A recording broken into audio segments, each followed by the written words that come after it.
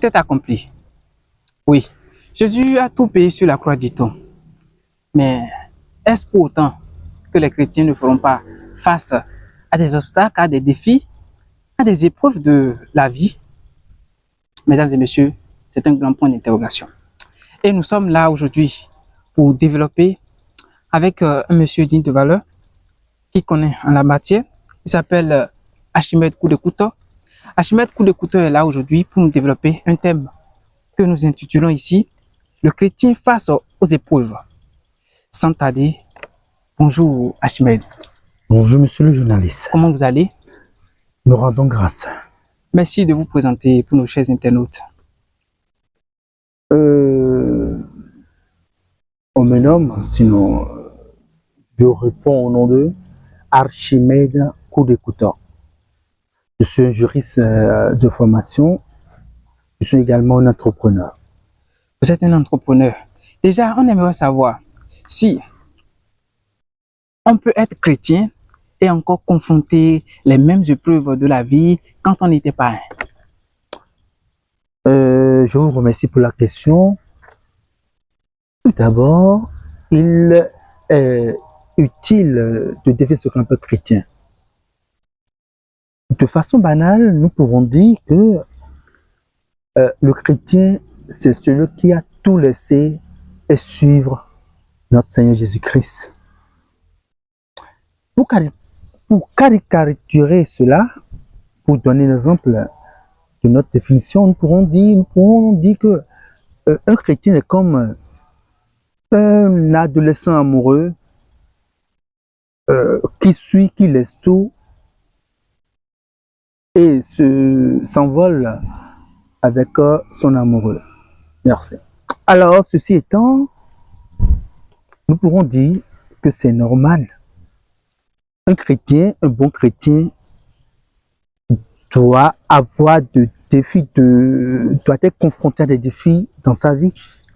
Jésus même a dit, celui qui me suit, qu'il peut sa croix. Ou celui qui, si je veux paraphraser, celui qui veut me suivre, qu'il soit prêt à porter sa croix. Il soit prêt à porter sa croix. Voilà. Mais quel type d'épreuve un chrétien peut rencontrer dans sa justice? Il y en a en foison. Nous pourrons dire sans nous tromper qu'un bon chrétien doit faire face à la trahison. Trahison, pourquoi? Oui, parce que ceux avec qui il était au moment où il n'était pas chrétien ne vont pas accepter qu'il soit définitivement sorti de leur cercle. C'est légitime, mais puisque le chrétien, la personne qui est devenue chrétien ou chrétienne, a décidé de suivre notre Seigneur Jésus-Christ, alors sa croix, ce sont les trahisons. D'accord. À part les trahisons, un bon chrétien, sinon un chrétien, va faire face à la jalousie. C'est naturel. Parce que un chrétien, lorsque la lumière de Dieu, la lumière de notre Seigneur Jésus-Christ va briller sur lui, tout rayonnera. Alors, ceux qui étaient dans l'abîme, dans l'obscurité, oui, auront des sentiments de jalousie. Donc, voilà à peu près les défis, les difficultés auxquelles est confronté un chrétien. Un chrétien, très souvent. Mais vous avez noté la jalousie, vous avez parlé aussi de la trahison. Mais on se demande, parce que là, ça vient directement des hommes, on se demande, est-ce le plan de Dieu que les hommes, ou bien les chrétiens précisément, rencontrent des défis dans leur vie? Est-ce un plan de Dieu? Parce que n'oublions pas que Dieu a dit qu'il a prévu des plans de bonheur pour chacun de nous dans Jérémie. Mais voyant tout ça là, on se demande si c'est Dieu même qui a prévu ces épreuves devant les chrétiens. Merci pour la question. Vous savez, chers journalistes, que la vie d'un chrétien, dans son modèle, dans sa façon ou dans sa volonté de devenir meilleur est comparable à une route que l'on veut refaire. On dégrade tout, on casse tout. Donc, ce sont ces cassures qui sont les difficultés, qui représentent les difficultés dans la vie de ce chrétien-là. Oh. Vous voyez? Donc, Jésus même a dit, je le répète, la personne qui veut me suivre pour sa croix. Donc, cette difficulté, je pense que c'est légitime. Oui, est-ce que ça vient de Dieu? Ça vient Bien de la part sûr, de ça vient de Dieu. Parce que, je le disais tantôt, quand on veut bien faire, il faut enlever les côtés sombres. Il faut tout casser. D'ailleurs, dans notre chambre, dans notre propre chambre, si nous voulons balayer, si nous voulons arranger, on casse tout d'abord. Ensuite, on arrange, on arrange les affaires. Vous comprenez? Donc, c'est un plan de Dieu. D'ailleurs, tout concourt, il y a un adage qui dit, hein, tout concourt bien de ceux qui aiment Dieu, c'est ça? voilà, merci beaucoup de me l'avoir rappelé. Donc, c'est un plan de Dieu. On dit souvent, tout est grâce. Okay. Est-ce que Dieu va accepter que son enfant souffre? Je ne crois pas. Si la souffrance peut être la clé du bonheur, alors que cette souffrance soit la bienvenue. Donc, vous êtes en train de dire de façon indirectement que toutes les souffrances, tous les défis, les difficultés que les chrétiens rencontrent très souvent dans leur vie viennent de la part de Dieu même. Mais si ça... Attention, oui? Je voudrais nuancer. Je ne dis pas toutes les difficultés, non. Okay. Il y a des difficultés qui nous amènent vers Dieu. Okay. Je donne l'exemple de ces difficultés-là. Un exemple d'un couple. D'accord. A et B. La femme qui peut-être que je nomme B a toujours des mauvais comportements ou cherche à tuer son homme. Mais si l'homme est amoureux, lorsque Dieu va décider d'agir dans la vie de ce couple et que la femme vraiment se sépare, l'homme va avoir du mal. Mais peut-être, dans une révélation, il saura, ah, c'était le plan de Dieu.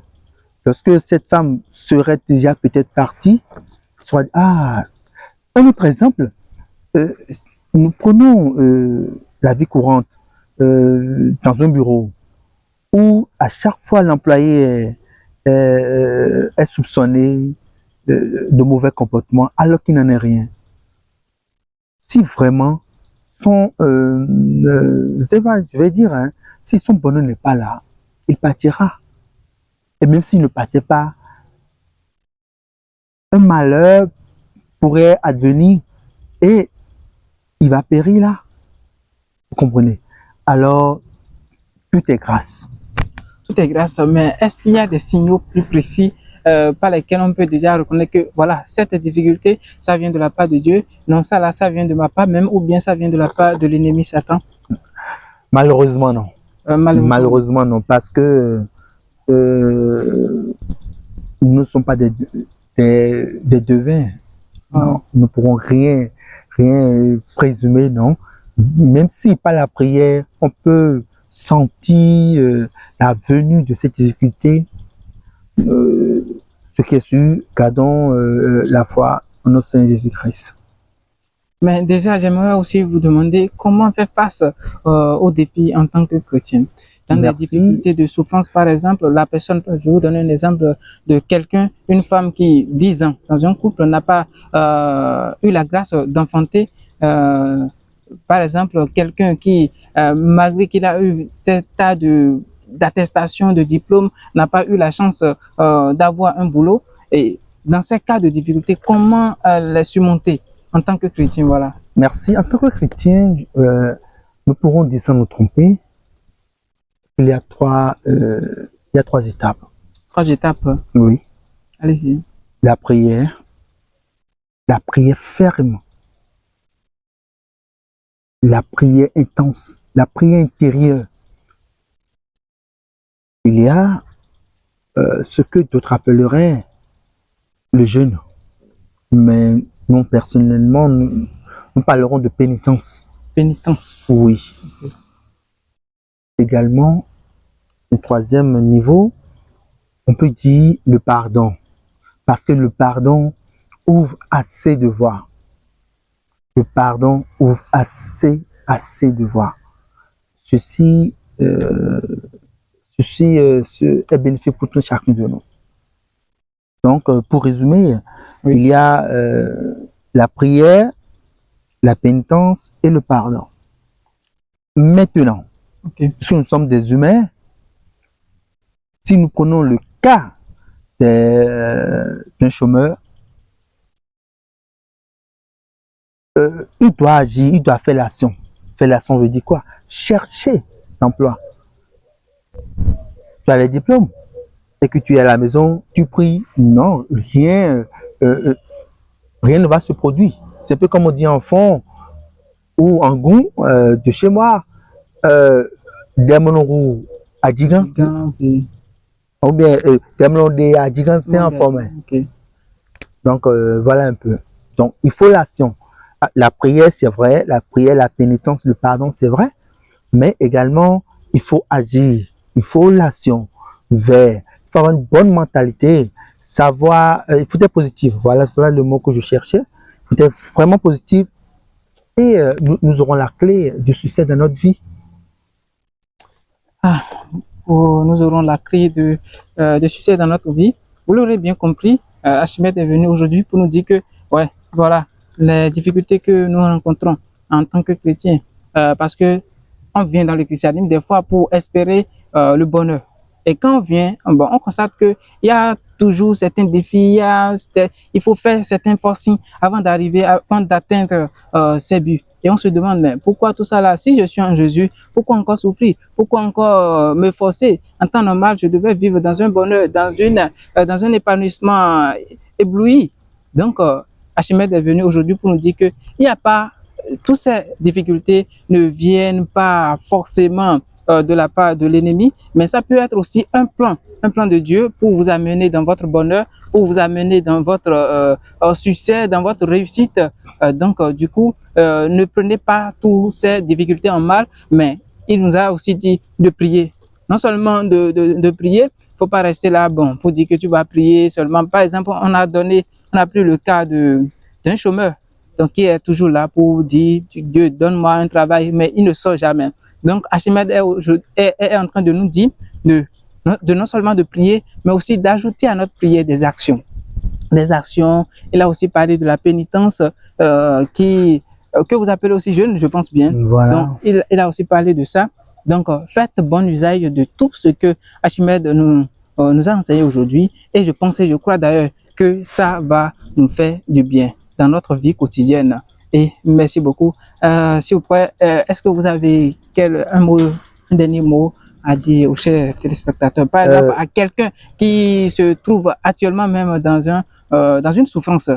Qu'est-ce que vous avez à lui dire? Merci.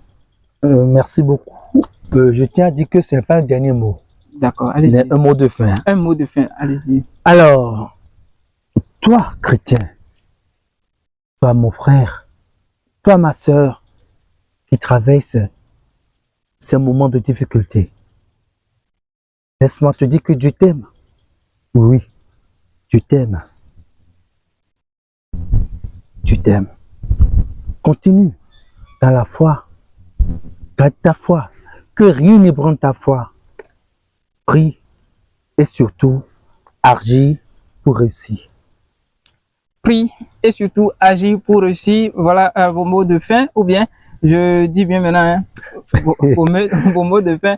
Merci beaucoup, chers téléspectateurs. C'est la fin de cette vidéo. Rendez-vous pour ce lundi, pour votre quotidien des chrétiens. Mais n'oubliez pas de liker, partager et commenter aussi la vidéo. Ça nous fera un plaisir. Mais n'oubliez pas, toujours sur JTV, c'est la lumière de la parole, la vérité. Suivez-la quotidiennement. Elle vous avancera davantage. Merci.